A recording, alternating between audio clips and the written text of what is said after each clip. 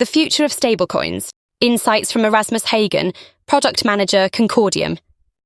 So I think it's definitely on the rise. I think we see it internationally, globally.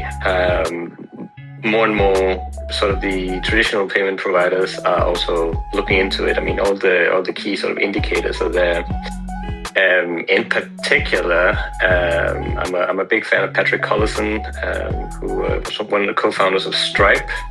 I think there's always a lot of sensible stuff happening there, and of course they acquired Bridge, which is a kind of like an API for stablecoins. They acquired that for $1 billion. And Stripe, of course, being an absolute behemoth in the payments industry. So I see it both on that sort of retail side. I see a lot of activity there, a lot of interest, a lot of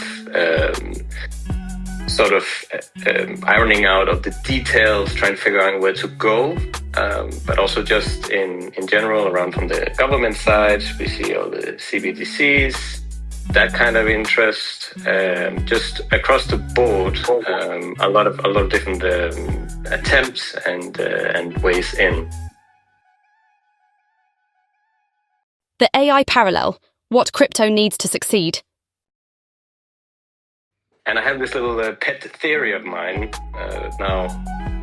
You just said this is not about monologues, but I'm always a big fan of a captive audience. I have this little theory that the crypto industry, because it's about trust, about money, which is a type of trust, right? It really takes a few things to come together. So what we saw in AI was basically three things that came together. We saw the internet provided the data that was needed to train the models.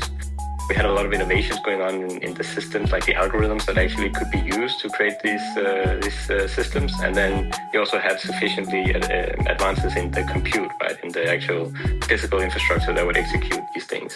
Those three had to advance to a certain level before they could really kick off, and a product could be launched that really made sense and start giving you a totally new benefit. And I think you can actually draw an analogy to what's happening in the crypto industry as a whole, or the decentralized trust space, you might want to call it, where you have to see like several things come together because money is a social technology. So on one hand, you have to have the regulation, the rules in place, right? Because it's about society, it's about social interaction. So you need to have some rules. You also need to have sufficient adoption. Simply just a law of social interactions is like you need to have enough people believing in something or doing something before it will reach that tipping point. And then there's the final aspect. There's the actual technology also needs to have some developments. Since I come at it from the humanist side, right? I especially am thinking around things like the secret key management experience is something that needs to be some innovations around. But there's also things about, scale, security, there's those kind of things where we need to see sufficient advances. We here at Concordium, of course, doing our best on all those three, but it's not just going to be one project solving all of these for sure. Now, I say all this because that ties into where the stablecoins are going, because, of course, they are an expression. They're one sort of corner and probably one cornerstone in the whole crypto ecosystem as a whole. Political and market shifts, favouring stablecoins. So, of course, we see some political developments in the US where there's a lot more crypto-friendly governance coming up for better or worse, one might say.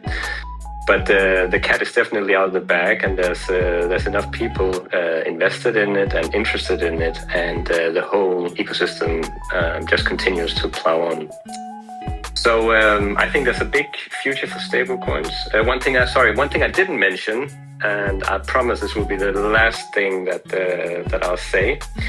So I think, of course, there's one other category here that we should not forget about.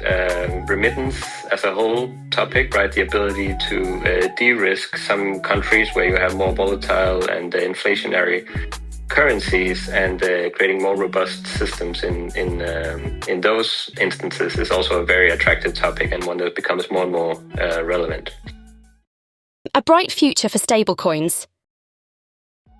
So in short, I think the the topic, the theme of cryptocurrency as a whole, I think is advancing as it kind of is expected with new technologies, especially new social technologies like this. I also think that the use cases are there, for example, remittance or actually the retail use case. And I think there is enough interest from the government sides, both in the Europe and in the US, and I mean even in other jurisdictions as well. There's enough interest to actually make this happen that I see it definitely a bright future in this direction.